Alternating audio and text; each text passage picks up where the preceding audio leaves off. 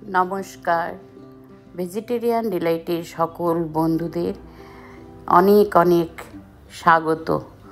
আজ আমি আপনাদের কাছে আবার একবার চলে এসেছি সুন্দর একটি রেসিপি নিয়ে। ভেজ এবং নন ভেজের প্রধান ইনগ্রেডিয়েন্টস হচ্ছে আলু। সব কিছুতেই এই আলুকে আমরা ব্যবহার করে থাকি, আলুকে খুব ভালোবাসি। তো আজ আমি শীতের সবজি আলু দিয়ে, আমি ছোট আলু দিয়ে আজ একটা সুন্দর রেসিপি আপনাদের সঙ্গে তৈরি করে দেখাবো, যেটা আপনারা রুটি, লুচি, নান, পরোটা, পোলাও, ভাত সব কিছুর সঙ্গেই খেতে পারবেন। তো এই আলু আমি নিয়েছি প্রায় 600 গ্রাম। নিয়ে এটাকে একটু নুন এবং জলে ভাপিয়ে নিয়েছি 10 মিনিট মতো, নিয়ে তারপর ঠান্ডা জলে ভিজে রেখেছিলাম।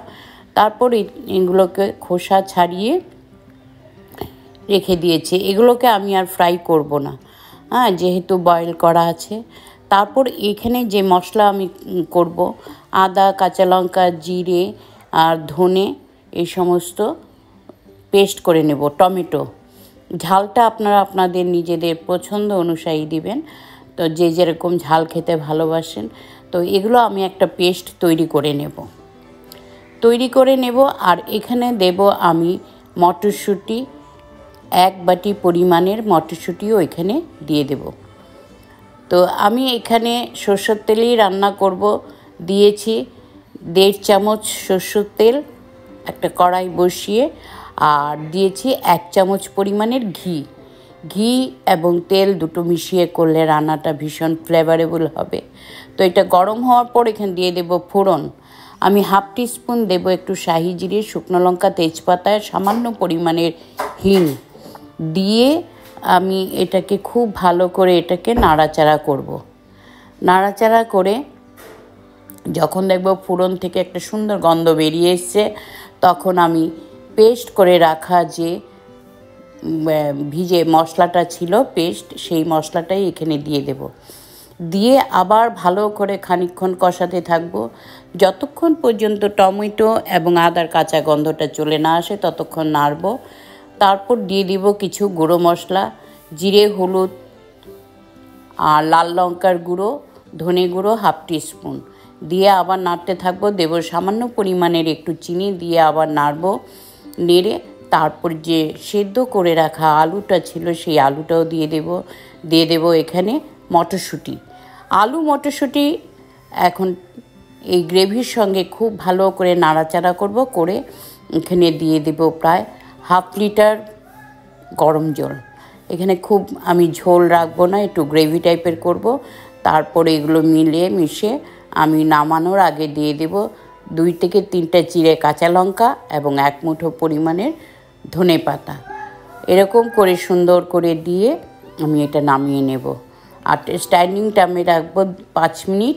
তারপর ঢাকা খুলে পরিবেশন করব। ব্যাস রেডি খাবার জন্য পুরো রেসিপি বা তরকারিটা আমার তৈরি হয়ে গেছে। দেখতে তো অসাধারণ হয়েছে বটেই, কিন্তু খেতেও তার থেকে আরও বেশি সুস্বাদু হয়েছে। তাই আমি একবার আপনাদের রিকোয়েস্ট করব, একবার এইভাবে আপনারা পেঁয়াজ রসুন দিয়ে তো অবশ্যই রান্না করেন, এইভাবে সম্পূর্ণ নিরামিষ পদ্ধতিতে একবার রান্না করে দেখুন। আশা করব আপনাদের নিশ্চয়ই ভালো লাগবে। আর আমরা রাত্রিতে শুকনো ফুলকো রুটির সঙ্গে এই তরকারিটা সার্ভ করেছি। দুর্দান্ত হয়েছে বন্ধুরা খেতে। অবশ্যই একবার আপনারা এইভাবে বানান, তৈরি করুন, খেয়ে দেখুন। আর যদি ভালো লেগে থাকে অবশ্যই আমাকে লাইক, শেয়ার এবং একটা কমেন্ট করে জানাবেন।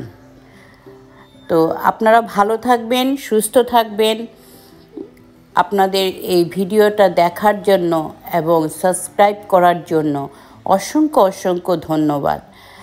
যারা নতুন এসছেন, ভিডিও দেখছেন, এখন পর্যন্ত সাবস্ক্রাইব করেননি, তাদেরকে রিকোয়েস্ট করব প্লিজ ভিডিওটা দেখে ভালো লাগলে অবশ্যই সাবস্ক্রাইব করবেন, পাশে থাকবেন। আর যারা এতদিন পর্যন্ত করে এসছেন তাদেরকেও আমি অসংখ্য ধন্যবাদ জানাবো। এইভাবেই আমার পাশে থাকবেন। আপনাদের একটা লাইকে আমাকে অনেক মোটিভেশন তৈরি করে দেয়। তো আশা করব আপনারা নিশ্চয়ই এটাতে আমিও ভীষণ অনুপ্রাণিত হই। তাই ধন্যবাদ, থ্যাংক ইউ। এখন আমি কুচনো ধনেপাতা দিয়ে দিয়েছি। তারপর গ্যাসটা অফ করে আমি এটাকে স্ট্যান্ডিং টাইমে 5 মিনিট রেখে দেব। তারপর পরিবেশন করার জন্য পুরো তৈরি। তো আজ আসছি, আপনারা ভালো থাকবেন, সুস্থ থাকবেন। দেখা হচ্ছে খুব শিগগিরই পরবর্তী রেসিপির সঙ্গে আপনাদের সাথে। All the best.